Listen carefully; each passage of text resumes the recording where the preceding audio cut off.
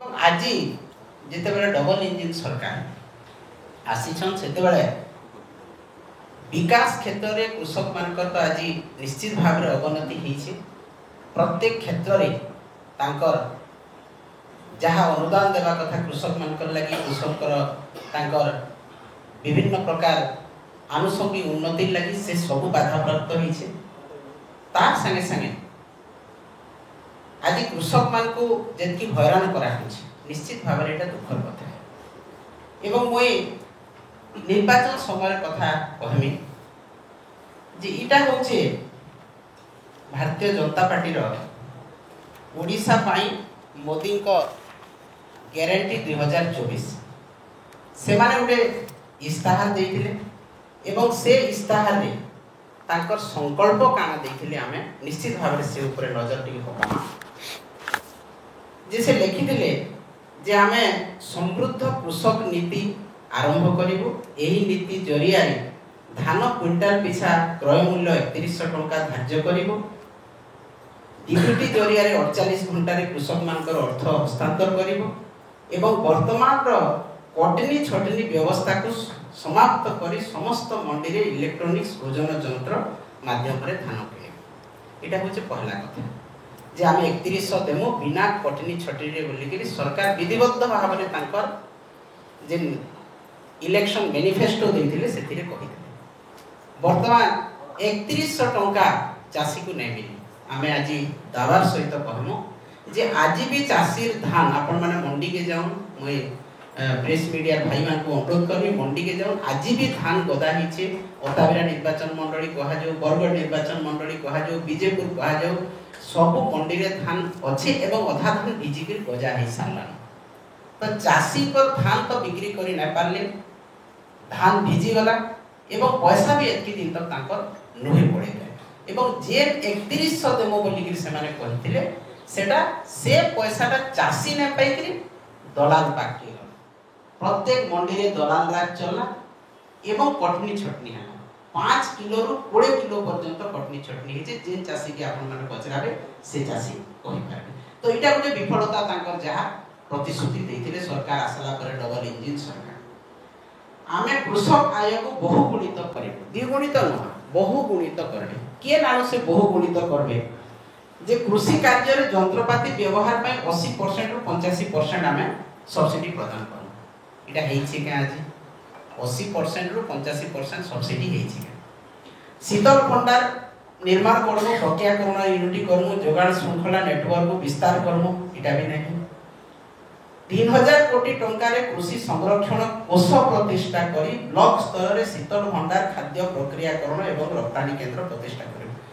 होय तो से माने 5 वर्ष लागि करिसन किंतु तार रोड मैप तैयार करले न के वर्षे सरी गला न तार रोड मैप तैयार हला न के काना से माने बजट रखिछन काना तांकर रोड मैप अछि हमकु टिके से देखो तार कोनोसी प्रकार रोड मैप नै न वर्तमान तांकर सरकार कहूछ जे 2036 जेते बेले ओडिसा 100 वर्ष पूर्ण करबा सेतकी बेला हमें करमु जेते बेले भारत 2047 से 100 वर्ष स्वाधीनता पालन करबा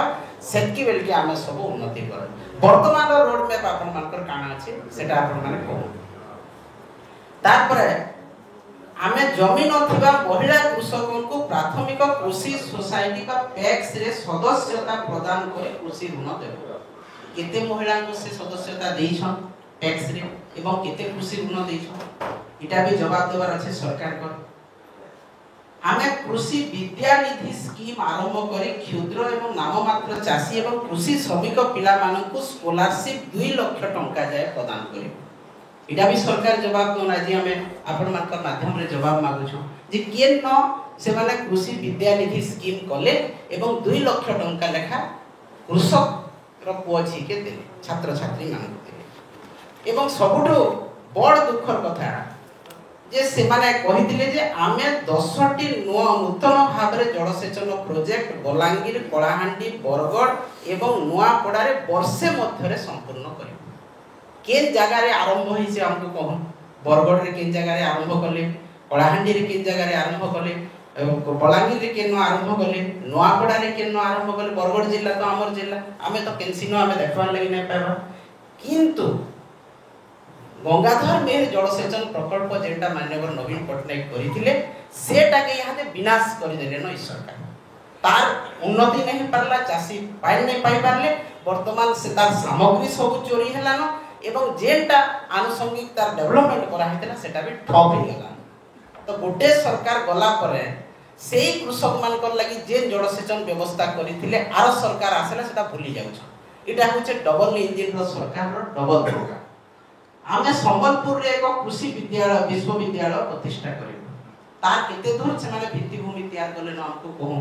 एता तो बहुत किछि अछि मत्स्य चाष लागि काना करमु पशुपालन लागि काना करमु केते हजार कोटी रो कर्पस फंड देमु कृषक मानकर लागि से सब कथा आजि पानी गारे आ सुहेला रे जे 100 टका बोनस तुमे कहितलो देई ने पालो आमे 800 टका बोनस देनु आजि भी आमे चैलेंज देकिर कहमु जे आपण माने खाता चेक करू चासी रो से 100 टका बोनस इनपुट सब्सिडी मिली छे कि नै आपण माने जेगिरी तदारक करू से माने सरकार रे अछन से माने बैंक खाता देखू खाली तीनी तुंड रे छेड़ी कुकुर बेटा कहिने एटा सथ हे दिबा ना झूठ बोलो बार बार बोलो एटा सथ हे दिबा ईटा बीजेपी रो नीति है तो 100 टका नै दे आमे 800 टका देनु 100 टका नै दे आमे 800 टका देनु मैं रिक्वेस्ट करमी सरकार को जे खुजोन से 2016 मसिया रो जे इनपुट सब्सिडी नवीन पटनायक सरकार देथिले 100 टका देथिले कि नै इटा आजि आमे चैलेंज रो सहित दावार सहित आमे कहमु एवं परवर्ती समय रे जेते बेले इनपुट सब्सिडी देवार लागि सरकार कहिले चिंता करले सेही समय रे केंद्र सरकार मना करले जे तुमे बोनस जदी देबो ताहले एफसीआई चाउर नै उठे इटा भी चिठी अछि कि आपण माने जेटा सद है से कथा के से माने कहून मिछ कथा के नै कहून एवं आजि जेटा चासी मान को सरकारी भाव रे शोषण करा होछि तार नमूना हला जे खरीफ समय रे ग्रेन एनालाइजर देले ग्रेन एनालाइजर रो काम का कटनी छटनी हबा जे तोर धान एतकी पोल अछि एतकी गुडी अछि एनालाइजर मशीन कहि नला तोर तो 5 केजी 10 केजी कटा जिबा इटा सरकारी स्तर रे कटनी छटनी के बीजेपी सरकार मान्यता देले जार 1400 रे बिकले 1100 रे अभावी बिक्री हला सेरा तो गला किंतु वर्तमान आर बादे आके जेगिरी जे जटिल एवं त्रुटिपूर्ण पंजीकरण नियमटा करे का हला जे सरकारी स्तर रे चासी को केंदा करे 800 टका नै देबा ले गुटे षडयंत्र तैयार करा हला एसी रूम भितरे बसिगिरी ऑफिसर माने मंत्री एवं मुख्यमंत्री कर तांकर दिग्दर्शन जे चासी मानकर आमे तो नै दम 800 टका बोली कहले भूल हवा जेहेतु निर्वाचन रे आमे प्रतिश्रुति देइछु किंतु जदी एंता गुटे नियम बाहर करा हवा जे न चासी माने कम पंजीकरण हेबे हमको कम पैसा दिया पड़ो इटा होचे फंदी फिकर जेंटा के बोलसन धांधली जेंटा के बोलसन इटा ही बीजेपी सरकार आरंभ कला एवं जेंटा कहले प्रसन्न बाबू जे हमर जहा जहा कृषक माने जेतकी अर्थनीति के सहायता करथिले वर्तमान सेटा अधा कमी गला तो जदी गुटे कृषक सशक्त नहीं पारबा ताहले से जीएसडीपी के केते परसेंट दे पारबा जेंटा 7.2 थिला कृषक मानकर सहायता थिला सेटा इहादे वर्तमान 3.9 के बोले आसला एवं वर्तमान आपण माने देखबे जे कटनी छटनी दलाल राज पंजीकरण रे तांकर जटिल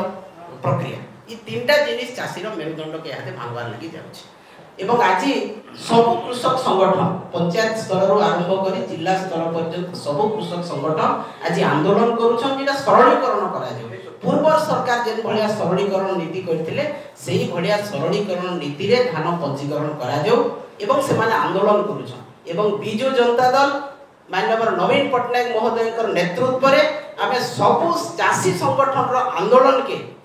हृदय सहित काय मन वाक्य रे आमे समर्थन करूछु ताको समस्त को जे से चासी नेता माने जिन प्रकार आंदोलन करूछन आमे भी तांकर संगे अछु नवीन पटनायक महोदय सब बेले चासी लागि काम करिछन चासी उन्नति लागि काम करिछन चासी सशक्तिकरण लागि काम करिछन एवं आज भी बिजु जनता दल माननीय नेता नवीन पटनायक कर नेतृत्व रे आमे चासी संगे अछु चासी समस्या संगे अछु जेते बेले जहा भी बाहरिबा आमे चासी संगे जेन सम्मुखीन हेबे चासी असुविधा रे आमे ताकर संगे रहि कि काम करू एटा बिजु जनता दल तरफ रु आमे तांको निश्चित भाबे कहमो एवं आज भी तांकर आंदोलन संगे आमे अछु दल सपोर्ट करूछे तांको समर्थन करूछे तेरो आशा आसंता काली आसंता 18 तारिख दिन जे विराट चाषी विक्षोभ हवा से विक्षोभ चाषी हक लगी चाषी लड़ाई लगी चाषी न्याय्य दाबी लगी तेणु इटा निश्चित भाव में बरगढ़ जिल्ला रे गोटे निर्णायक भूमिका नेबा एवं ओडिसा रे गोटे निर्णायक भूमिका नेबा जेतकी दिन तक सरकार हमर दाबी ने मानि छ चाषी मानकर दाबी के अनदेखा करिछ चाषी के तार मेरुदंड भांगबार लगी जे चाषी मारण नीति करिछ बिजु जनता दल सब बेले आंदोलन करबा एवं आगामी दिन रे आंदोलन केवल बरगढ़ जिल्ला रे नसे पश्चिम ओडिसा रे नसे सारा ओडिसा के व्यापा विधानसभा घेराव करा हबा राजस्थान राजरास्ता रे चाषी जेगर आंदोलन करबा इटा ही हमर आपण मान को कहबार अछि ई आंदोलन जारी रहबा चाषी मान को सुरक्षा लागि एवं बिजु जनता दल तार लागि प्रमुख भूमिका नेबा हमर प्रिय नेता नवीन पटनायक नेतृत्व